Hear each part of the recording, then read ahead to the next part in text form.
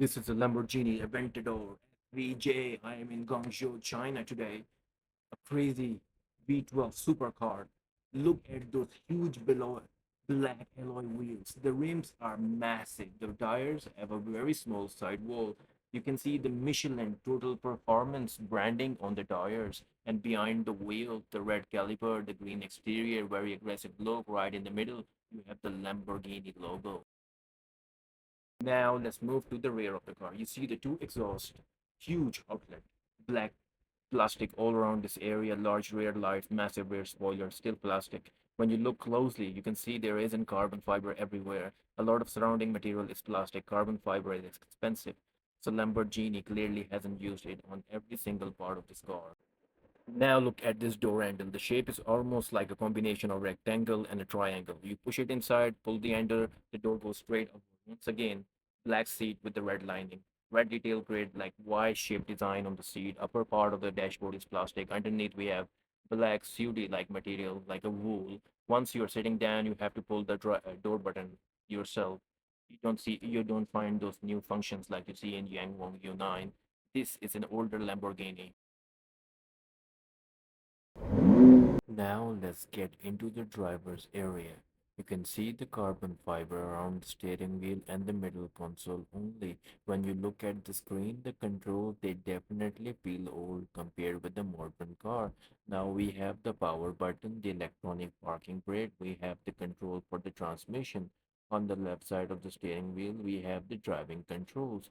They are setting for different driving modes such as Strada, Sports, and Corsa.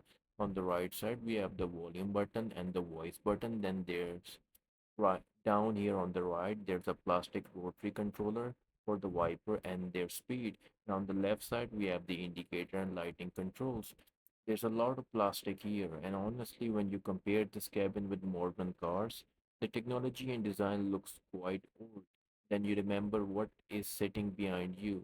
6.5 liter, naturally aspirated V12 producing 770 horsepower, 720 Newton meters of torque. And that's the reason that this engine, this car is so special.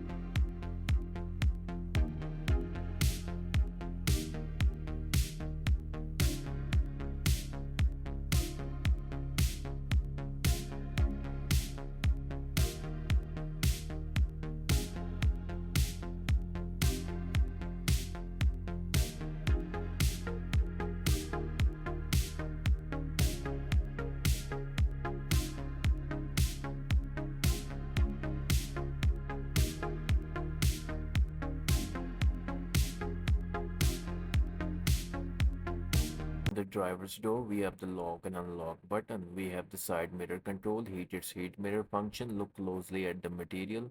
It's wool with plastic, and there's more such material in the car interior. There's also red stitching throughout the door. It's very old school interior compared with what you get in newer supercar. Down here, underneath the driver's side of the dashboard, we have the automatic headlight control and other lighting switches. And here we have the cruise control. You can pull the control up and down to operate it. And again, everything is done with physical buttons and switches.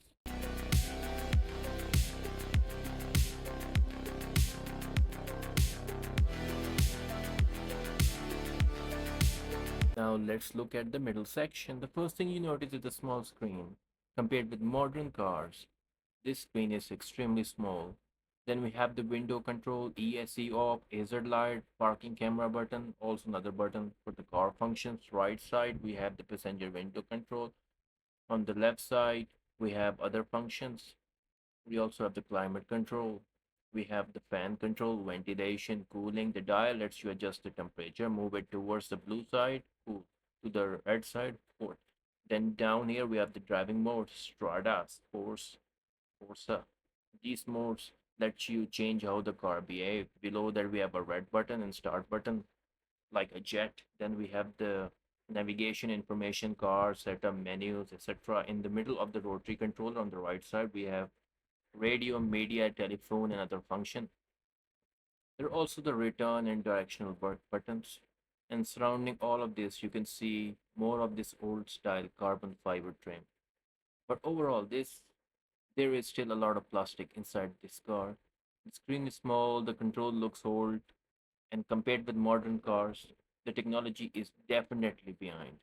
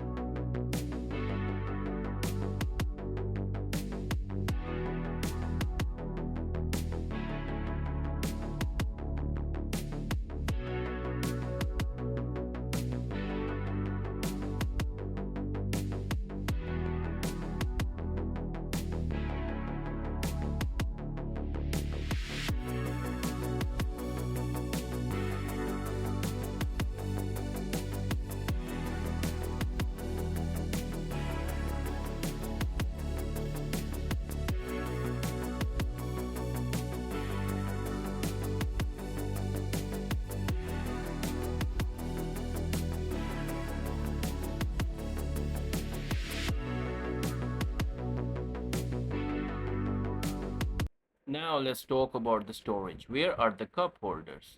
There really aren't any proper cup holders here. Instead, you have a small storage space.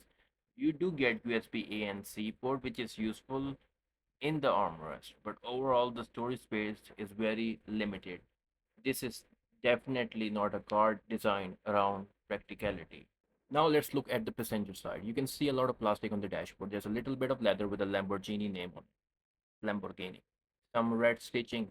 The black wool-like material underneath the seats are black with red stitching, but honestly, some of the materials can look and feel quite cheap when you consider how much this car costs. Now let's look at the front compartment. Because the engine is sitting at the back, there is some space here at the front for smaller items like EVs.